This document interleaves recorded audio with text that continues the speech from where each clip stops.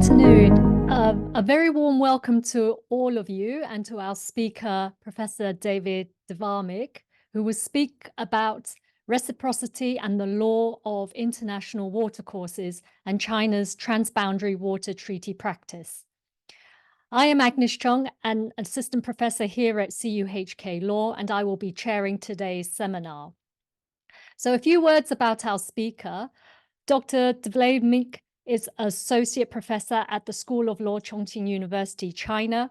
He obtained his PhD at Xiamen University. Dr. Devlaeminck has published widely on the topic of transboundary water resources in Asia and is the leading water expert on the topic of reciprocity. His monograph, Reciprocity and China's Transboundary Waters, the Law of International Watercourses, published by Routledge, is excellent and widely cited. Dr. Devlaeminck is founding affiliate of the International Water Law Academy at Wuhan University. He is a member of the American Society of International Law and the International Water Resources Association. Dr. Devlaeminck is an editorial board member for the Review of European Comparative and International Environmental Law and for the Springer book series, Water Security in a New World. We are very fortunate to have Dr. Devlaeminck give a seminar with us today. And after he will deliver his seminar, we will have Q&A. So please send your questions to me in the chat box.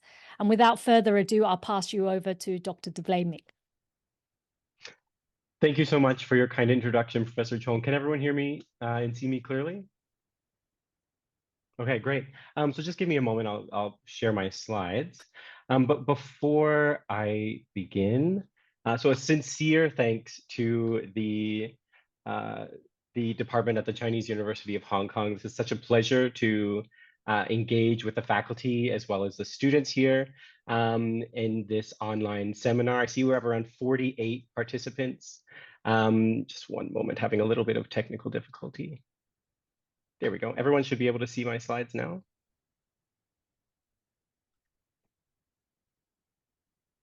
So today, what I would like to talk about is reciprocity and the law of international watercourses, and we'll take a look at China's transboundary water treaty practice.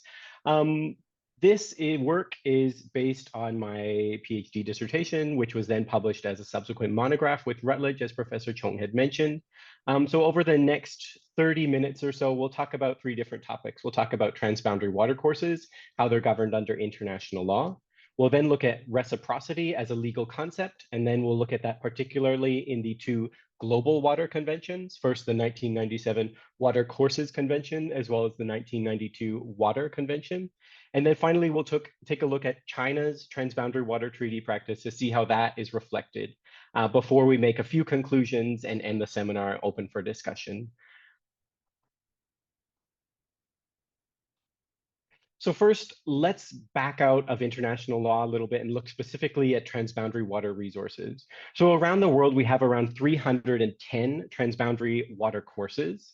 60% of global freshwater flows are within these transboundary water courses, and around 153 states have some aspect of their territory within a transboundary water resource. So it's an incredibly important issue that encompasses almost all states around the world. They have some stake in this, and it includes half of the global population. But then this is transboundary surface waters, which we can easily see and identify. But under the surface are a subsequent 468 transboundary aquifers or transboundary groundwaters, which are sometimes linked to these transboundary surface waters, but can also be their own independent water body or a fossil aquifer. And these transboundary groundwaters are largely ignored or perhaps not as well developed, their protection under international law. And each of the global water conventions covers them in some different ways. And there's only a handful of agreements that specifically relate to transboundary aquifers. And like I like to start with all my students, these transboundary water resources are governed under international laws. They're shared by two states, which we kind of look at as a series of rules that we can identify when there is a breach, and that can also help us to identify what a consequence should be for such a breach. And we need to remind ourselves that international law is different from domestic law. It is horizontal. States are all equally sovereign under international law. There's no single source of lawmaking. International law comes from many different sources, which we'll look at briefly on the next slide. There's no single world court. We do have the ICJ, but there are many different dispute settlement bodies that we can take disputes to. And there's no world executive body. Now, international law comes from various sources that we can look to. We can look to the statute of the ICJ, Article 38, which helps us to identify what these sources are. We can talk about international conventions or written rules. We can talk about international custom or unwritten rules that is established by consistent state practice and opinio juris, that belief over an unspecified period of time. We also have general principles, which we'll talk about here, and specifically reciprocity in a few slides. And then as supplementary sources, we have judicial decisions, as well as the teaching of the most highly qualified publicists. Now, international water law, we have primarily two global water conventions. The first here in the middle is the 1997 Convention on the Law of the Non-Navigational Uses of International Watercourses, also referred to as the Watercourses Convention. We also have the 1992 Convention on the Protection and Use of Transboundary Watercourses and International Lakes, or what we can refer to as the 1992 Water Convention. Now, that was originally established by the UNECE states, including Europe and North America, and so was originally established as a regional agreement, but in 2014 was opened to all states around the world for their accession. And since then, there's been a significant growth in the number of parties, but both of them are sitting around 37 and I believe up to 54 state parties for the Water Convention. Now, these two global water conventions are framework agreements. They establish more of a widely applicable set of rules that states can then refer to when they establish their own more specific regional, multilateral, or bilateral agreements. And it should be noted that some of the provisions within these conventions are recognized as customary international law, particularly equitable and reasonable use and the due diligence obligation not to cause significant harm, which we'll discuss in a moment. But international law beyond these global water conventions also has a series of other layers, including regional and multilateral agreements. So we can think of the 2000 South African Development Community Revised Protocol on Watercourses, which applies to the South African region, encompassing a variety of different states and a variety of different watercourses. We also have multilateral agreements. A very important regional or multilateral agreement in our region is the 1995 Mekong Agreement between Cambodia, Laos, Thailand, and Vietnam. We also see a variety of bilateral agreements, which is in relation to our topic today, primarily evidenced in China's approach to transboundary waters.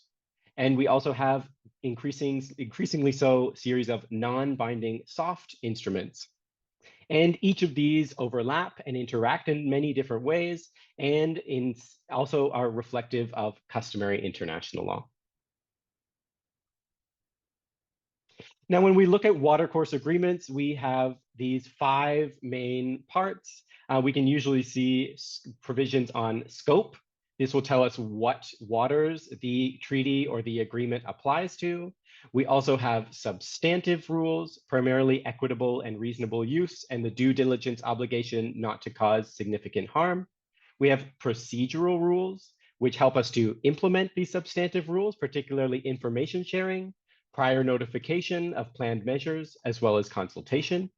Institutional mechanisms, what some have referred to as river basin organizations, which can be set up to implement and actualize these procedural and substantive rules, as well as dispute settlement mechanisms. Apologies if you can hear my daughter crying in the background, but this is what happens when we do this at home. Now, moving on to reciprocity and the principle of reciprocity. So let's again, step back a little bit and go from the very origins of reciprocity as a social principle. It's primarily this social principle, and it's been discussed in many different ways. So we have positive and negative, where I can reciprocate and exchange something in a positive way. You're nice to me, I'm going to be nice to you. We can also have negative reciprocity, an eye for an eye or tit for tat. We can see here on the comic on the right, oh, you punch me, now I'm going to punch you. You do something negative to me, so I'm going to respond negatively as well. But other scholars have referred to more specific and diffuse reciprocity, which is also an exchange, but talks about the different types of exchanges that occur within reciprocity. Where a specific reciprocity is more of a transactional, you give me X and I'll give you Y. These two things are of equal value, or at least perceived by us to be of equal value. And we can also have diffuse reciprocity, where I will exchange something with you, or I will do something for you. You will reciprocate, perhaps not initially, perhaps further in the future. It might not necessarily be of equal value, but we have this understanding that there will be this mutual exchange between us over a period of time. Now, so reciprocity can be generally defined as an exchange of like for like, and this creates mutual independence. And we can see this mutual independence among societies, but we can also see this in state and state cooperation. So states often make concessions when they are negotiating or cooperating with other states. They will do so in good faith and with the expectation that the other state would reciprocate. So we have two options that we can see here. Either the opposing state, they will reciprocate, or they do not. If they do not, then we can have that good faith will be frustrated, and future cooperation between those states might be more limited or might face challenges. But we can also see that if you do reciprocate, the other state reciprocates, future cooperation will be more likely. It might even continue over time as these two states develop more of a mutually beneficial relationship. A process and a pattern of reciprocation emerges, and we go back and forth with each other in creating a more mutually beneficial and cooperative relationship between states. But as a legal concept, it's been described as an objective aspect of a legal relationship, which essentially ensures fairness between provisions and obligations and rights and duties between different states who are party to an agreement, ensuring that the conduct of one state is legally dependent on that of the other state. So we can see here on the bottom, state A has a right, then state B has a duty, but it's not quite reciprocal yet. We need to have a corresponding right and duty. So state A has a right, state B has a duty. State B also has the right, and state A has a corresponding obligation. Now, within international law, reciprocity is recognized as a legal principle. And so we can see it might not be explicitly recognized in agreements, but it can often underlie the rules and underlie how we interpret and understand them. Now, it doesn't just function in bilateral agreements, but we can conceptualize multilateral agreements as well as perhaps a web of reciprocal relationships between different parties, where state A has a right, state B, C, D, and E also have a corresponding duty, and vice versa. These other states have corresponding rights with a corresponding obligation of the other states. So we can see a web of reciprocity.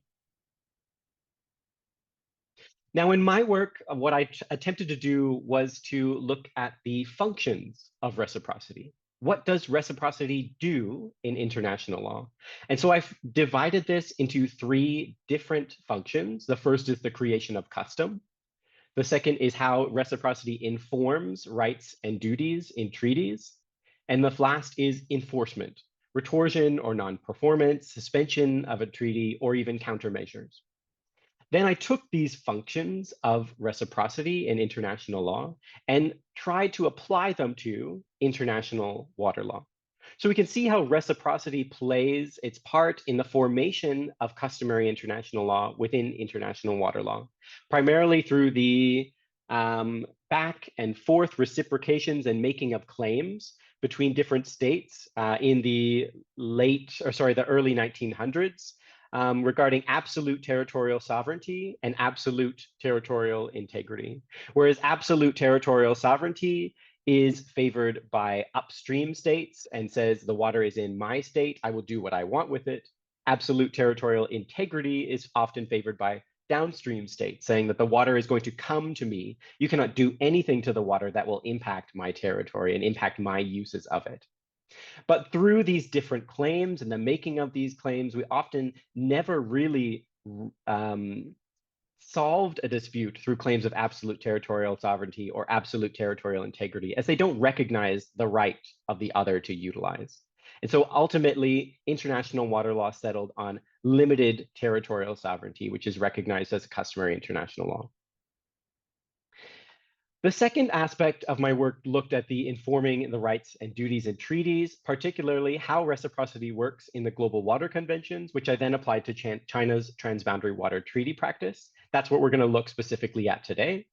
And then in the final part, which we will not discuss, looks at the limited use of dispute prevention, limited use of these different reciprocal enforcement measures like retorsion, like suspension, or like countermeasures in international water law, and looked more closely at how international water law actually works to prevent disputes from occurring in the first place.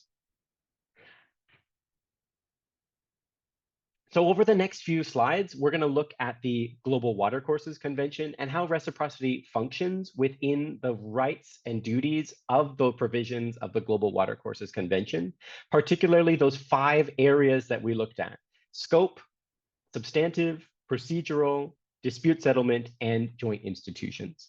And then after, we'll use this reciprocal framework and apply that to China's transboundary water treaty practice to see how reciprocity works in China's transboundary waters. So the 1997 Watercourses Convention was originally suggested to the International Law Commission in 1970. After a period of 27 years, the draft was then adopted at the United Nations General Assembly. We had another 17 years before it finally entered into force, achieving the 35 state parties that was necessary for it to do so. Vietnam was the 35th party. And then it currently has 37 state parties, but most of these are in Europe and Africa, and growth in these numbers of parties is particularly slow for the Watercourses Convention. Now there is, some would suggest that this is because there is a perception of imbalance in the convention. During the drafting, you can see the state attitudes towards the convention. Some thought that equitable and reasonable use and these obligations not to cause significant harm, which we'll talk about on the next slide, favored either upstream or downstream states, reflective of the debates between absolute territorial sovereignty and absolute territorial integrity. And this has led to this perhaps slow adoption towards the convention. But an analysis through reciprocity, as we'll do today, kind of illustrates that these provisions can actually benefit both upstream and downstream states and act in a reciprocal way, protecting everyone's rights and also providing reciprocal obligations to them. But before we dive into the specific provisions, just a brief note on the scope of the convention. The convention applies to the uses of international watercourses and of their waters for purposes other than navigation, and to measures of protection, preservation, and management related to the use of the watercourse and the waters. So specifically, we're talking about the use of an international watercourse. And this is, when we define a watercourse, it is a system of surface waters and groundwaters constituting, by virtue of their physical relationship, a unitary whole normally flowing into a common terminus. And it is an international watercourse when it is shared by 2 or more states, when there is simply a border that crosses the watercourse. Moving on to the substantive rules. So we see 2 primary substantive rules: equitable and reasonable use, right, providing the right to utilize, but also, providing all states with the right to utilize an international watercourse, but the responsibility to do so in an equitable and reasonable manner. Now, how do we determine what is equitable and reasonable? Well, the convention provides us with a little bit further guidance in Article 6, providing a series of factors and relevant to equitable and reasonable use.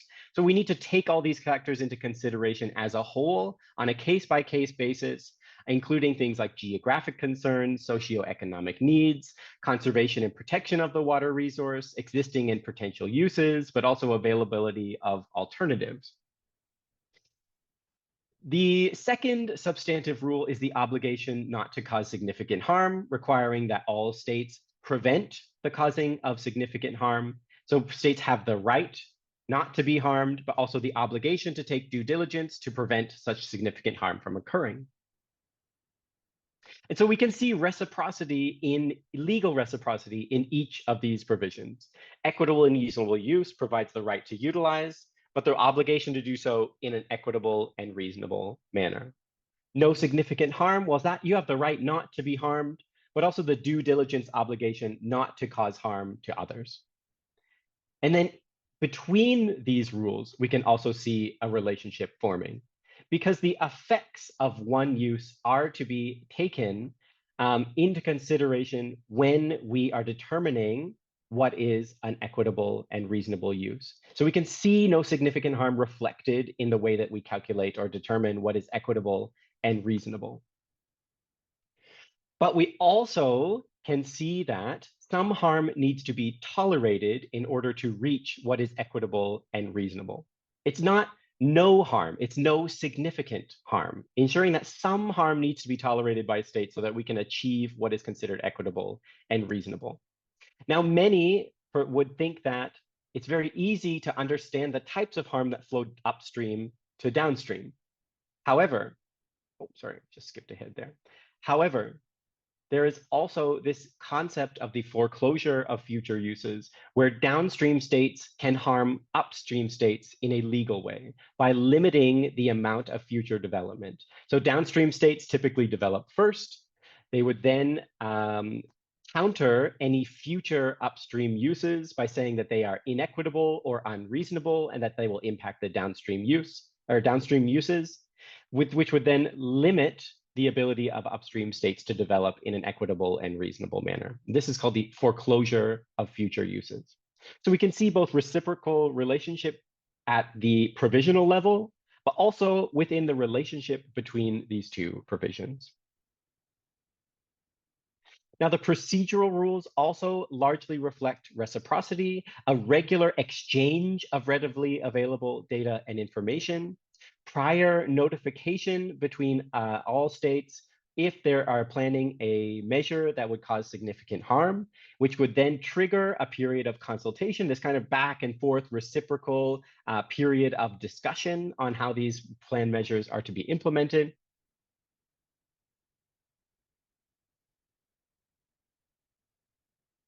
And then methods of dispute settlement, each of which also reflect these kinds of reciprocal consultations or reciprocal discussions back and forth between state parties, and a very unique method within the Watercourses Convention, fact-finding, which if after 6 months, we can see this on the right, without a resolution, that the dispute shall be submitted to fact-finding at the request of one of the parties. This would then establish a fact-finding commission. The parties are then obligated to provide any such information as required, which may include site visits, and then establish a report adopted by majority vote, which suggests a way that they can resolve this and suggests a way that they can achieve equitable and reasonable use. Now, all of these provisions within the Watercourses Convention are often implemented through a joint watercourse institution or a river basin organization. And Article 8, which provides a general obligation to cooperate, also provides that states may consider the establishment of such an institution. Now, moving on to the final part of the presentation, I see we're doing well on time. China and China's transboundary water treaty practice. China is an incredibly important upstream riparian. It is primarily upstream on the majority of its shared water resources that it shares with 17 of its neighboring states, 14 neighboring states, and 3 states further downstream. So it has 17 riparian states. We can see here on the map We can divide these into three different areas. We have those in the northeast, shared with Russia, Mongolia, and North Korea. We have those in the west, shared with the Central Asian states. We have a variety of transboundary rivers shared with those in the south, particularly with South Asia and Southeast Asian states. But China also has significant number of transboundary groundwaters that it shares with its neighbors as well.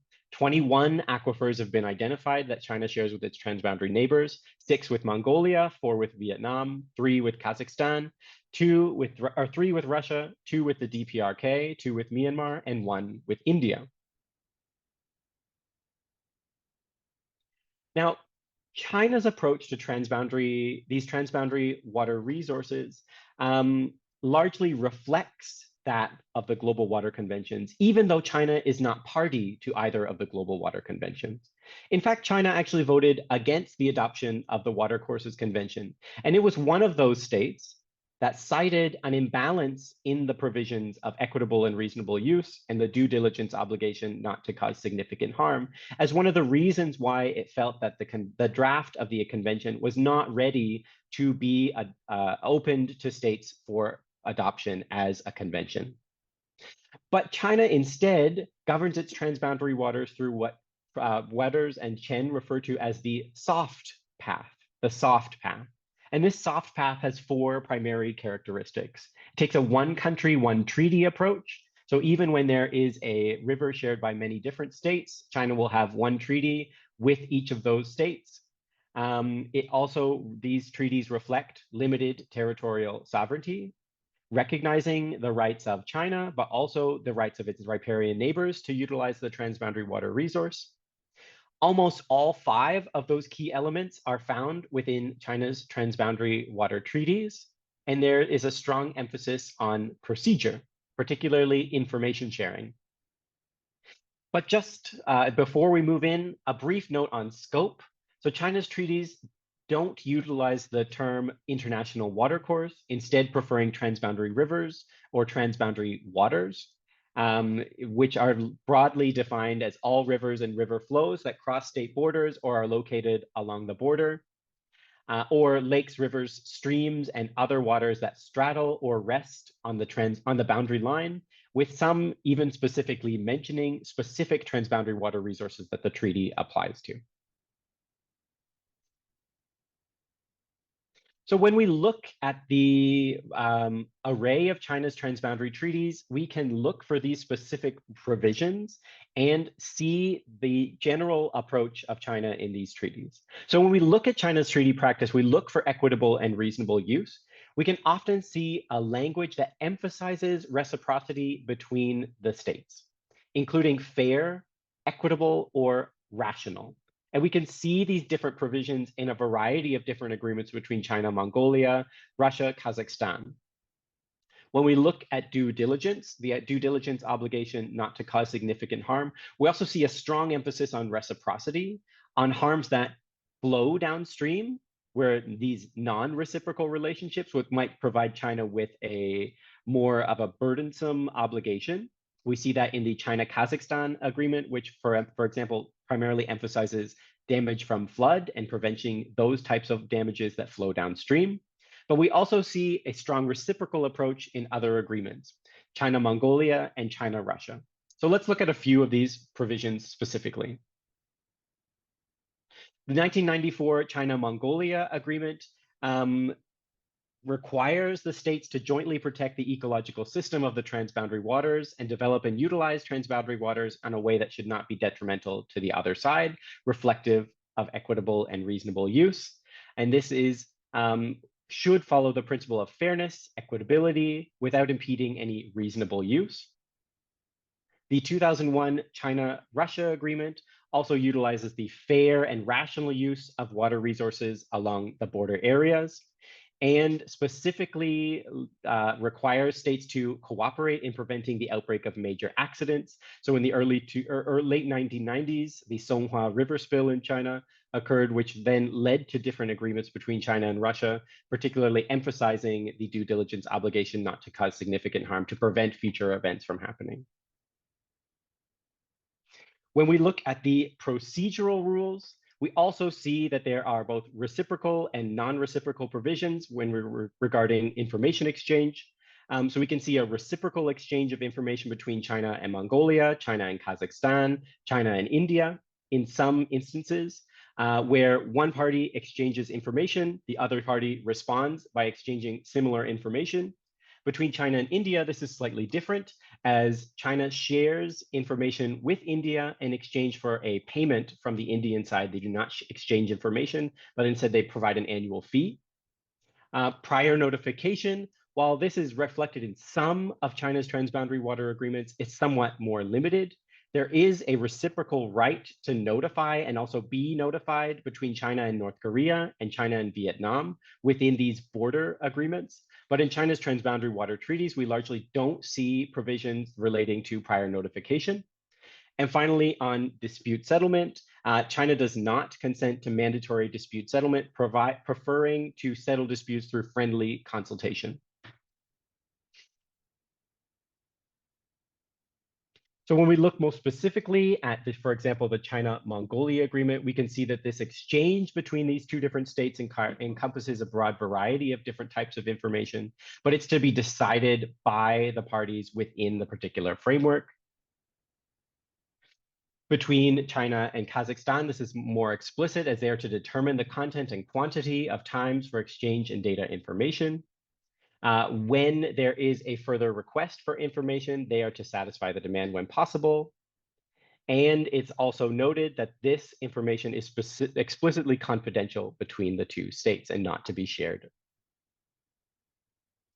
And the final few elements of transboundary water agreements is, prior notification, which we do not see widely reflected in China's transboundary water treaties, but we do see some evidence of this in specific treaties, such as the treaty between China and North Korea on the border, which requires that the state seeks the approval of the other state, and that disputes here on the bottom in China and Mongolia should be settled through consultation. Now, often these procedural dispute settlement obligations are implemented through different joint institutions, which we've identified 4 different institutions that are created by treaties on China's transboundary waters, 2 between China and Kazakhstan, 1 between China and Russia, and another between China and Mongolia. There's also some that are unlisted here that are established by non-binding instruments, such as the China-India expert level mechanism, which does meet regularly, discussing information sharing and cooperation between those 2 states. So just a few conclusions. I see we're just coming up on just over the half an hour. So international water law is made up of a variety of different layers. We had global water conventions, regional multilateral, bilateral, and non-binding instruments, which we didn't discuss too broadly here. And all of this interact and overlap with, sometimes reflecting, customary international law. Now, reciprocity is prevalent throughout the global water conventions, offering a sense of fairness to parties or possible parties who might consider accession, ensuring this balance between the rights and obligations of states, even when it was perceived by states to be imbalanced. We can see that equitable and reasonable use and the due diligence obligation not to cause significant harm have the ability to provide a balanced rights and duties between different states, regardless of whether they're upstream or downstream. On China's transboundary water treaties, well, China did vote against the Watercourses Convention, but interestingly enough, its provisions largely reflect, its treaty practice largely reflects the Watercourses Convention and the provisions within, although the language around these different rules can be very different. However, and we didn't get to discuss this here, but I've done a little bit more work on this topic over the past few years. There are these more emerging normativities. So we see a larger preference for soft law instruments, such as the Lancang-Mekong cooperation between China, Cambodia, Laos, Thailand, Vietnam, and Myanmar. And we also see a more strong emphasis on benefit sharing, which is another way that we can achieve equitable and reasonable use. And what might China's relationship with international water law look like in the future? Could it continue on its soft path with a large emphasis on reciprocity? Probably very likely.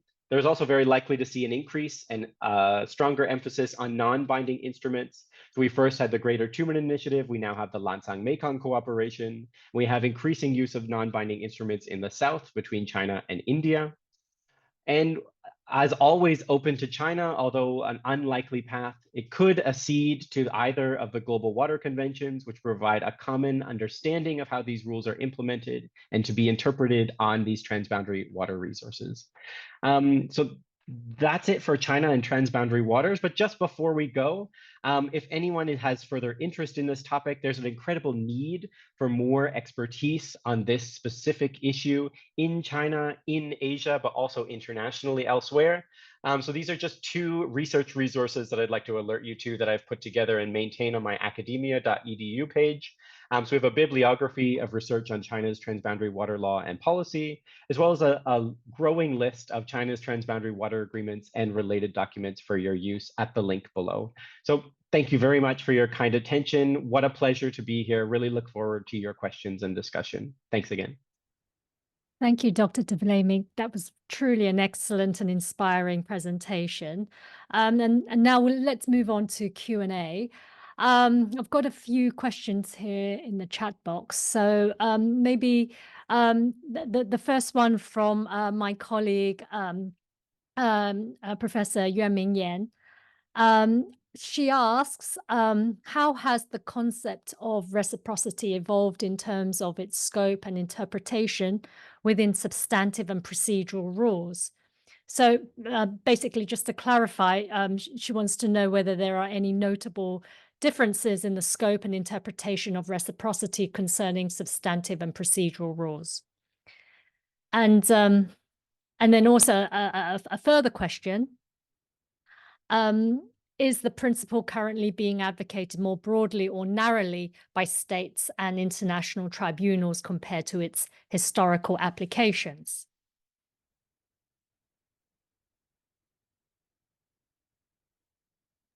Yeah, that's it. Thank you very much for your questions. So Yuanming, I'll start with yours first. Very nice to see you here again. So how has the concept of reciprocity evolved in the interpretation of substantive and procedural rules, correct? So my first thought is that there was never really a strong emphasis on reciprocity within international water law. But I noticed, and so I think these two kinds of questions are closely related. How do we see reciprocity evolving within international water law, and how do we see it being advocated by different states? So right around 2014, 2015, there seemed to be a more stronger emphasis by both scholars and some states in particular to emphasize reciprocity on transboundary water resources. So let me talk a little bit about the second question, and then we'll dive a little bit more deeply into the first question. So when we think about a state who specifically mentions reciprocity in regards to transboundary water resources, the state that comes to mind is actually China. So around 2015 and 2014, China began to emphasize reciprocity between itself and its downstream neighbors, particularly in Southeast Asia on the Lancang-Mekong cooperation. So that, or Lancang-Mekong River. So that's Cambodia, Thailand, Laos, Vietnam, Myanmar, and China. So China was going through a period of a few challenges with its downstream neighbors in that river basin, and it still is going through a period of challenge with those downstream neighbors. And it strongly emphasized that we have a right to utilize our water resource on the Lancang Mekong, and you also have a right to utilize the water resource in the Mekong River. We have an obligation to do so in a certain way, and you also have an obligation to do so in a certain way. And this took place in the context of transboundary hydropower development, which over the past few years has been a strong point of contention between Lancang Mekong states, as all Lancang Mekong states upstream and downstream have developed their transboundary hydropower potential in a variety of different ways, some on the tributaries, some on the mainstream. And so China strongly emphasized reciprocity in this regard, specifically around 2014 and 2015.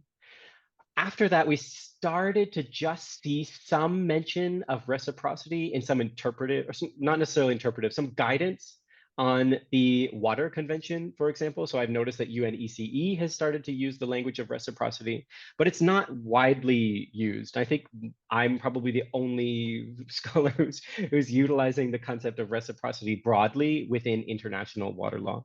However, moving back a little bit out of international water law, there does seem to be kind of a reflecting back on these basic notions of international law and reciprocity. So there's actually this book which just came out, which is Reciprocity in Public International Law by Ariana Whalen. So there seems to be an emergence of reciprocity in international water law, but also kind of a reflection on these general principles within international law more generally. Now, when we're looking at how this has evolved in the substantive rules, my point is not that it has evolved or that it has changed, but that it was always present in the substantive rules all along.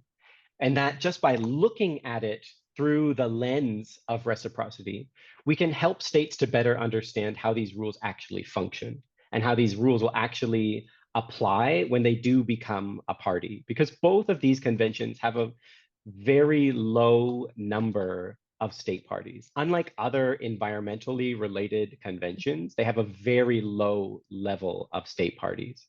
So my original goal was not to say that reciprocity is something new that we should look at in the conventions, but it's been there all along, and that it can, when we look at the conventions through the lens of reciprocity, we can better see that they will protect both upstream and downstream states and be fair and balanced for the parties, to kind of encourage states to perhaps be a bit more rah-rah for the conventions, kind of come and join, kind of apply international water law in this reciprocal way. Okay. Got quite a few questions coming in, just bear with me. The next question is from my former colleague at UN Thailand, Kunapichai Sunchinda, who asks, China is the uppermost riparian country of Langsang Mekong River. However, it has not joined the Mekong River Commission by signing the 1995 Mekong Agreement, which 4 of the 6 lower riparian countries are signatories. Do you see some way how reciprocity could be practiced under such a situation? Does China prefer to use the Langsang Mekong, the LMC, which you mentioned, as the overriding mechanism on dealing with Mekong transboundary related issues? Yeah, so China is not party to the 1995 Mekong Agreement. Historically, the Mekong has been governed by the 4 downstream states, Cambodia, Laos, Thailand, and Vietnam.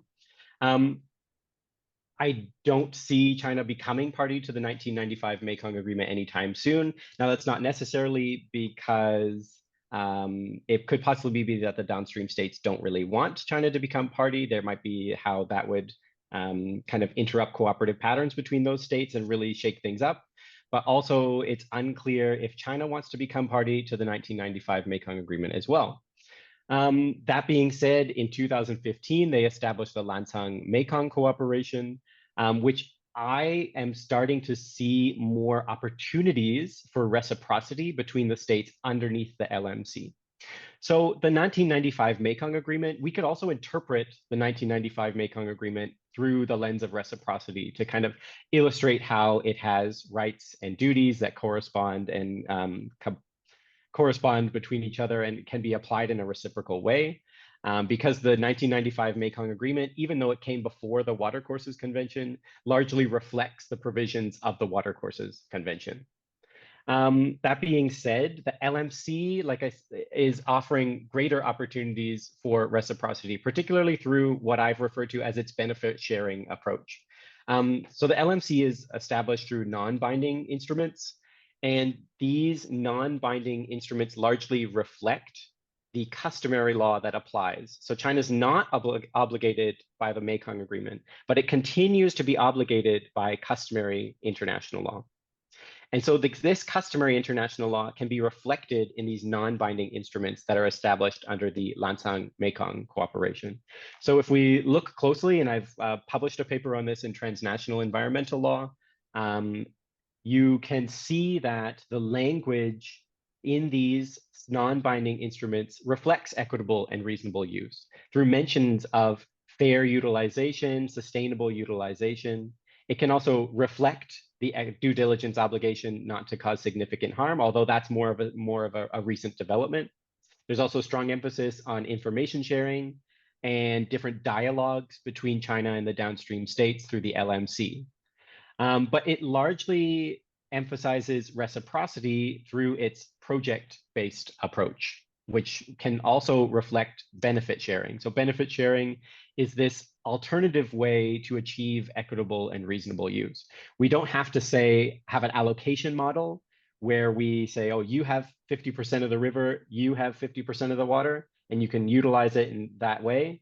We have a benefit sharing approach which says, well, maybe I will upstream develop hydropower and we will share the benefits of that use amongst us. And perhaps through priority for electricity or an electricity sharing agreement that provides better prices.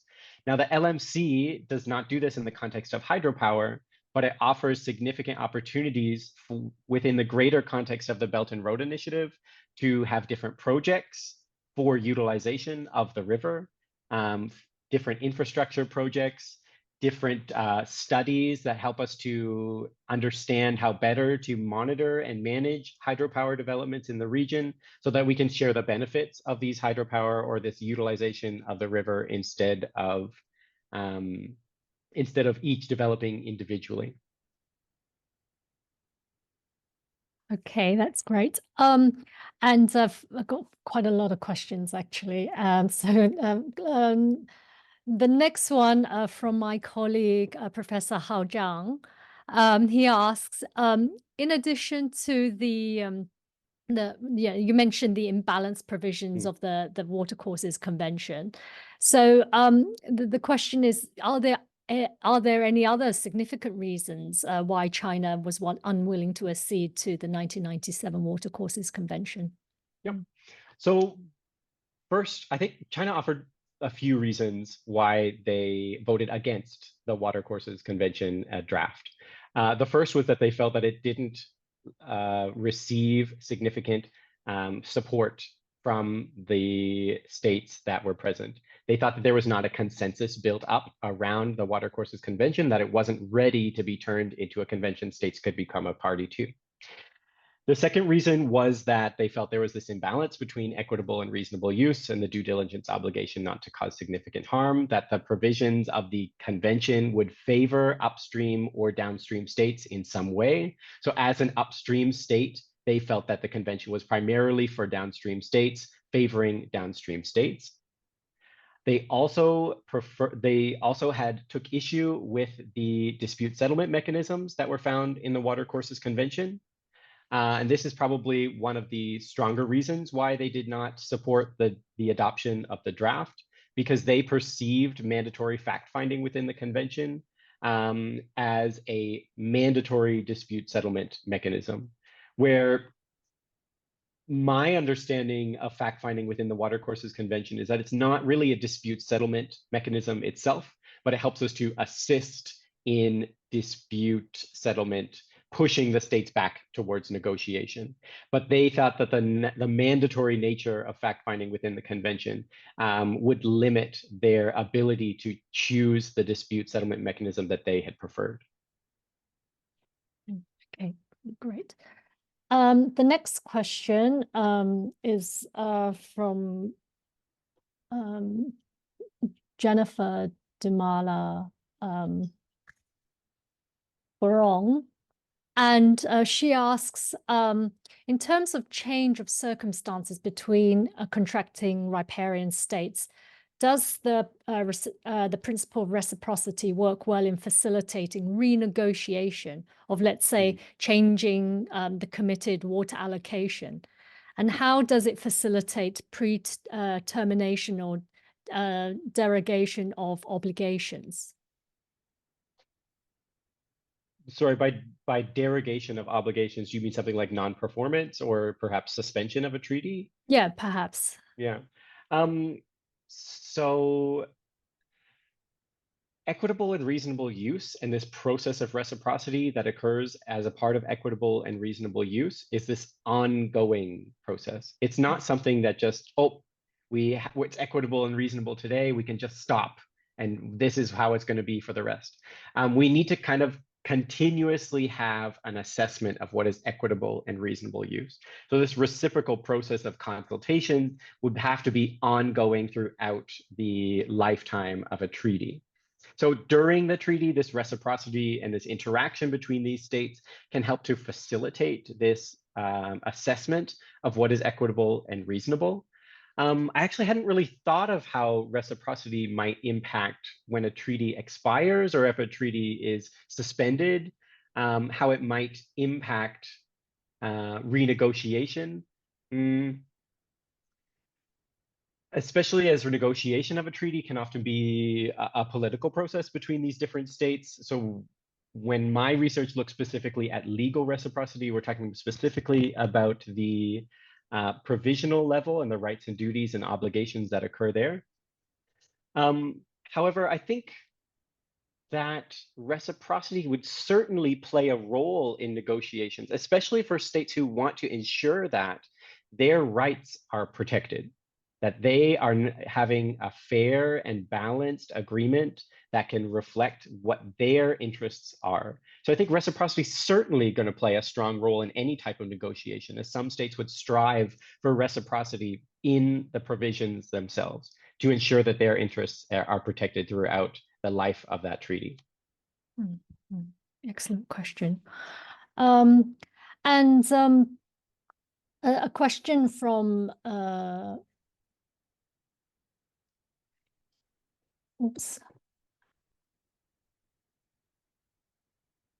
Sorry, I can't click her name. Urging, I think. Sorry. Urging Tiao, who asks, you mentioned that China's treaties avoid external dispute resolution, favoring discussion and negotiation between parties. The latter methods generally favor the side with greater bargaining power. Could this be the reason why external dispute resolution is avoided? Sorry, could you repeat the question? It was a little bit unclear there. Oh, sorry. So you mentioned that China's treaties avoid external dispute resolution, favoring discussion and renegotiation between the parties. The latter methods generally favor the side with greater bargaining power. Could this be the reason why external dispute resolution is avoided? It could be, of course, be a reason why external dispute settlement mechanisms would be avoided. But this is a part of China's historical practice within international law. So historically speaking, China does not support third-party dispute settlement mechanisms. There are a few areas of international law where that's very different, such as the WTO or international economic law, where we do see a strong emphasis on third-party dispute settlement. But I think even in international water law, there's kind of a preference not to go to third-party dispute settlement. We've had a variety of cases in international water law, some of which don't really come to a very promising solution. The Gabčíkovo-Nadžimaros case, for example, essentially pushed the states back to negotiation, and they are still working on that negotiation to come up with a solution for equitable and reasonable use in that basin between them regarding those projects.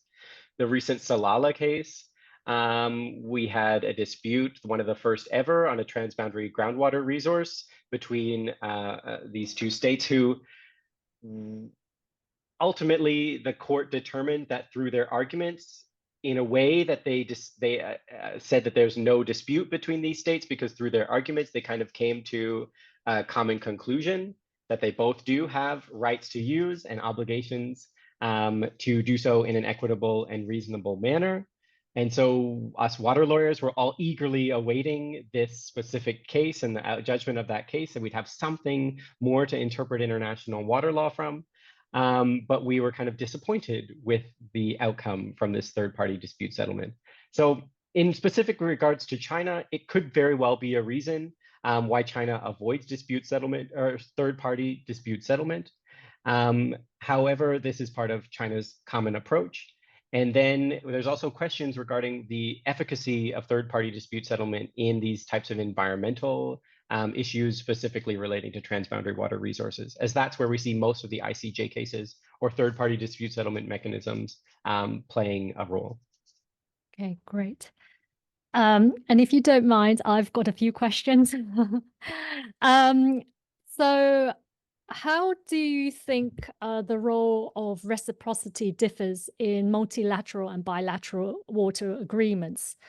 And also to what degree can reciprocity in bilateral agreements remedy or compensate for the lack of cooperation in international multilateral water agreements? Yeah, so I think reciprocity would be very more explicit within a bilateral agreement because we can, when we're coming up with a bilateral agreement, we can make it very transactional if that's the way we want to have cooperation between us. Information exchange, for example, we can say, I'm going to exchange ABC information and you will exchange ABC information at equal parts at the same times at specifically scheduled way and method. So we can make it very transactional if that's the way we want to. When it's a multilateral reciprocal exchange, things become much more complicated because it is taking into consideration the interests of a variety of different states from a variety of different positions on a transboundary water resource. So it needs to kind of facilitate cooperation at a more broader level.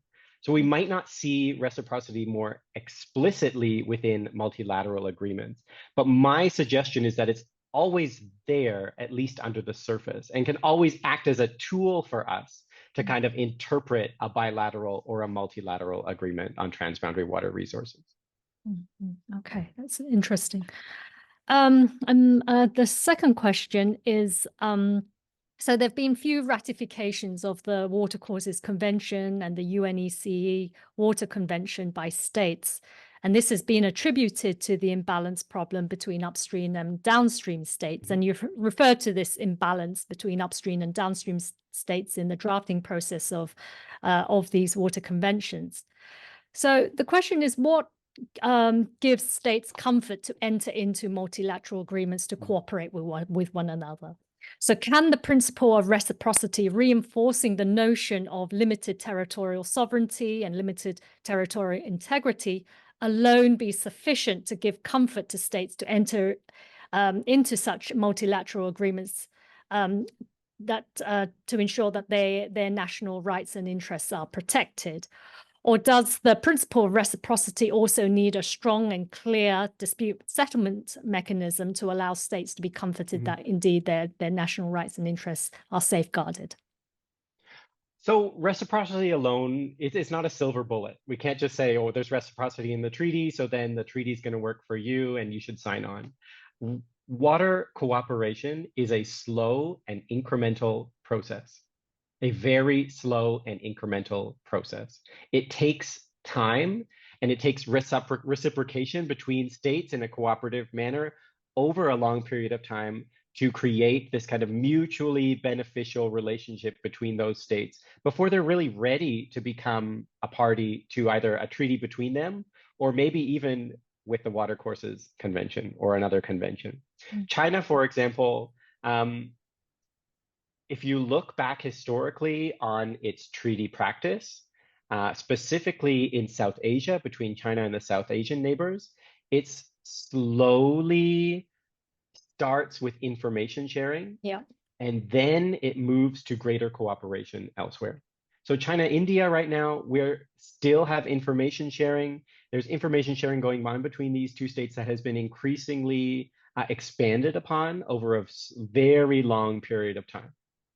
Now, China and India are still at more of an early stage in their transboundary water cooperation. They don't have a binding agreement yet. China and the Mekong states is a slightly different situation. So China started sharing information with them back in the early 2000s through an agreement with the Mekong River Commission. They've shared information with the Mekong River Commission and then through the other states consistently since then. through an agreement that has been expanded upon 4 or 5 different times now over the years. Each time, the amount of information or the timing of the information becomes a little bit greater, a little bit greater. And then more recently, they're starting to discuss how can we have real-time information sharing between China and all of the Mekong states. So cooperation is slow and incremental. It needs to have a starting point that we can work on and start to create a mutually trusting and beneficial relationship before we will really sign on to an agreement. Once we get there, do we need a binding dispute settlement mechanism? Well, China and its neighbors clearly don't. Its agreements don't include a binding dispute settlement mechanism. Now, that largely can be reflective of regional practice, as many of the states with China don't like to sign on to agreements with binding dispute settlement mechanisms. They prefer negotiations or diplomatic methods for dispute settlement. The same can be said in the Mekong, where the states are negotiating, but we can also use the Mekong Agreement, the Mekong Commission as a method of dispute settlement. But there's no resort to a non-regional ICJ or other kind of third-party dispute settlement mechanism like that. The Watercourses Convention does permit it, but it also offers a series of dispute settlement mechanisms that are available to states before we would resort to that type of third-party dispute settlement. And then, of course, it is always based upon the consent of the parties. Okay, excellent. Thanks. Just very, very quickly, a final question, if I may. Of course. Can reciprocity stand alone to ensure my right is your duty? Isn't there an issue with ascertaining objective reciprocity? As isn't it subjective to each party as to what reciprocity is? Yeah, well, and I've seen some scholars write that even these processes of treaty negotiations and a treaty itself can also be almost like a codification of the unequal relationships between states. So of course, reciprocity is always going to be at risk of becoming hijacked and becoming utilized in a way that it is reciprocal to one, but perhaps not reciprocal feeling to another. It's really a matter of perception.